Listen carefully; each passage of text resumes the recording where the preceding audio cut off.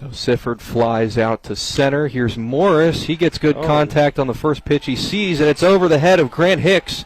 So here come the runners. Joe Paulson is around third. He will score easily, and Hudson Clement will score as well. Isaiah Morris on second base with a stand-up double, and the first 2 runs of the game are scored by the Bulldogs. McAlexander's pitch. There's a swing and a well-hit ball. That'll land in for a base hit. Here comes Bailey around to score. There's no throw to home, and Bailey is in there cleanly for an RBI single for Baden Hartman. He's got 3 RBIs now, and it's a 6-0 lead for Post 14. McAlexander looks back, throws the pitch. That's a well-hit ball to dead center. Running back cannot make the catch as it bounces towards the wall, and Sifford will come around to score another double there, an extra base hit. And it plates 1 for Post 14, a 9-3 ball game now as Sifford scores from second on a double by Chase Herndon.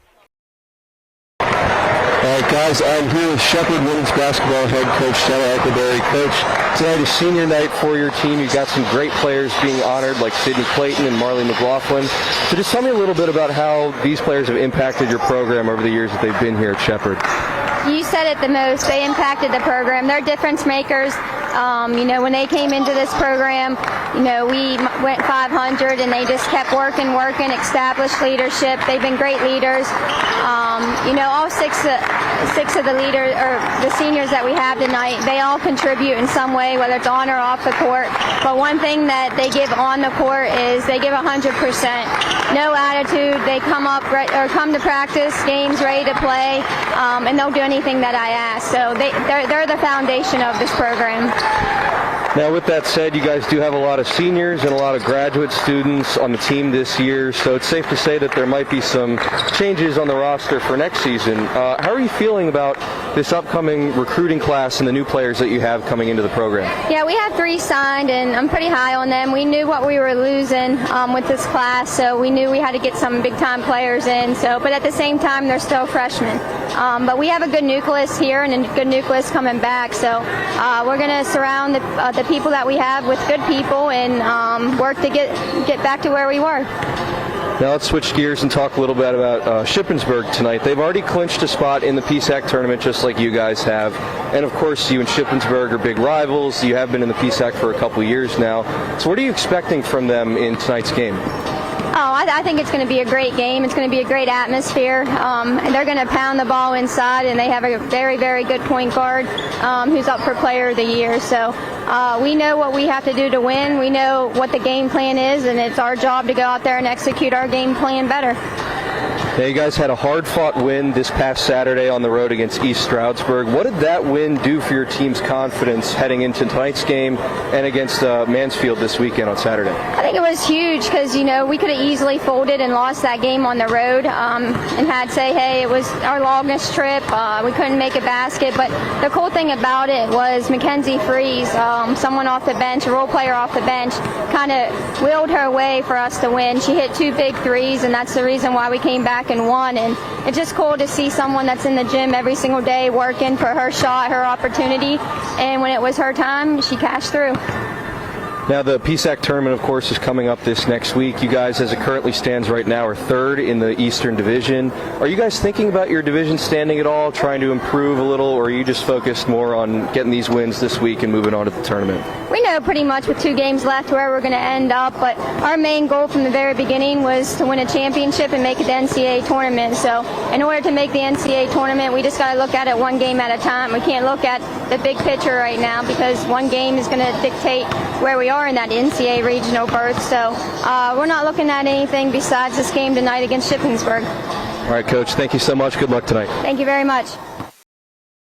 Thank you. I'm here with Jefferson head coach John Lowry, senior coach.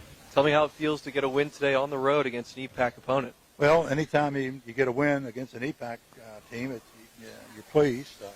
Thought our kids did well tonight. Sammy threw well. I thought we got some timely hits early to give us the cushion, and still some things to clean up, make some mistakes on the bases at times, and maybe look at some fastball strikes with runners in scoring position. I wish we'd have tackled a little more, but those things will come. And overall, I thought our kids had a nice effort on on a cold and challenging evening, no question.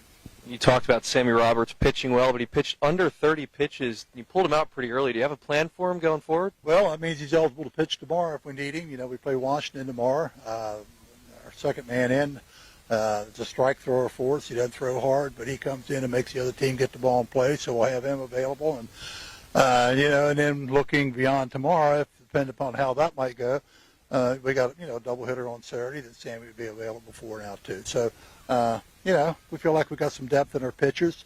The young man on the mound there at the end, it's the first time he's been out there for us. He threw strikes, and that's what we look for, and got a couple of ground balls. And, you know, one got a bad hop and just played one, but still he made him put the ball in play, and that's what we're looking for.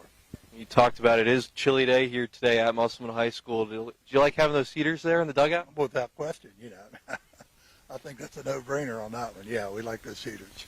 And you mentioned, too, some of the young guys got in towards the end of the game by the time you guys had a big lead. Tell me about how that experience getting the game today is going to help them going forward. Well, I just think that it helps, you know, when you have the opportunity to play people, you know, with the re-entry rule in high school that allows you to have that flexibility. And the more guys you can play, the more guys you keep interested, the more spirit I think it helps create. Plus, it helps to develop players for down the line when you might need them. If you'd have an injury or if you're looking forward to next year, you know, when you build a team, at least my thoughts have always been when you try to put a team together, you put it together for this year, and then you're thinking ahead for next year too, what might be, and what guys that you can develop, and not only as, you know, off the bench players for our varsity, but also our JV team. So that's what makes it fun. It's putting it all together, watching the kids develop, and you know, and it's just a great game in my mind. And Thanks for your time, Coach. you're quite welcome. Guys, back to you.